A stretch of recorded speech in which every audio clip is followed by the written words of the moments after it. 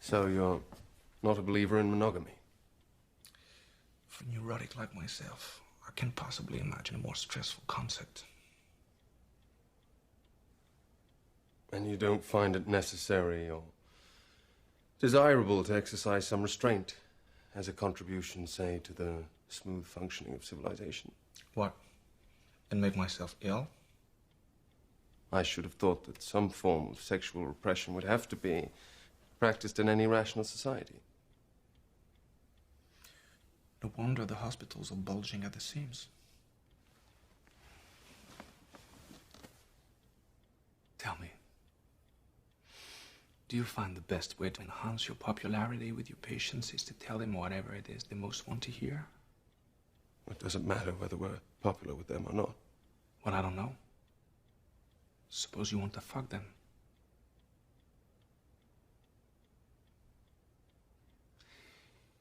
If there is one thing I've learned in my short life, it's this.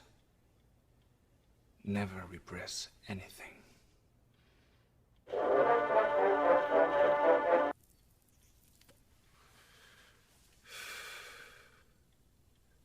So you've never slept with any of your patients?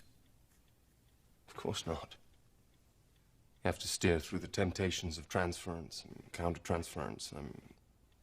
That's an essential stage of the process. When transference occurs, when the patient becomes fixated on me, I explain to her that this is merely a symbol of her wretched monogamous habits. It's fine to want to sleep with me, but only if at the same time she acknowledges to herself that she wants to sleep with a great many other people. Suppose she doesn't. Then it's my job to convince her that it's part of the illness. That's what people are like. If we don't tell them the truth, who will? You think Freud's right? You think all neurosis is of exclusively sexual origin? I think Freud's obsession with sex probably has a great deal to do with the fact that he never gets any. You could be right. It seems to me the measure of the true perversity of the human race, that one of its very few reliably pleasurable activities should be the subject of so much hysteria and repression.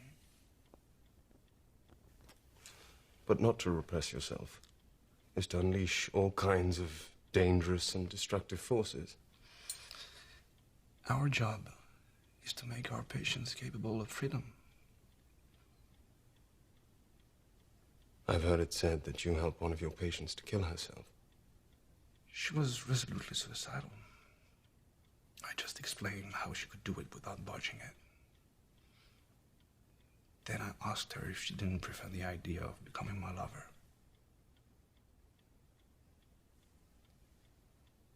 She opted for both. That can't be what we want for our patients.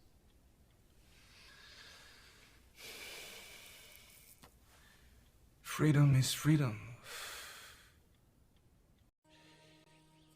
Just take her to some secluded spot and thrash her to within an inch of a life. That's clearly what she wants. How can you deny her such a simple pleasure?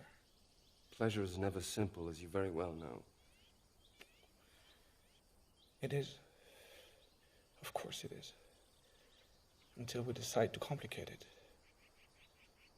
What my father calls maturity. What I call surrender. Surrender for me would be to give in to these urges. Surrender. Doesn't matter what you call it as long as you don't let the experience escape. That's my prescription. I'm supposed to be treating you. And it's been most effective. I'd say the analysis was not too far from completion. Mine, yes. Not so sure about yours.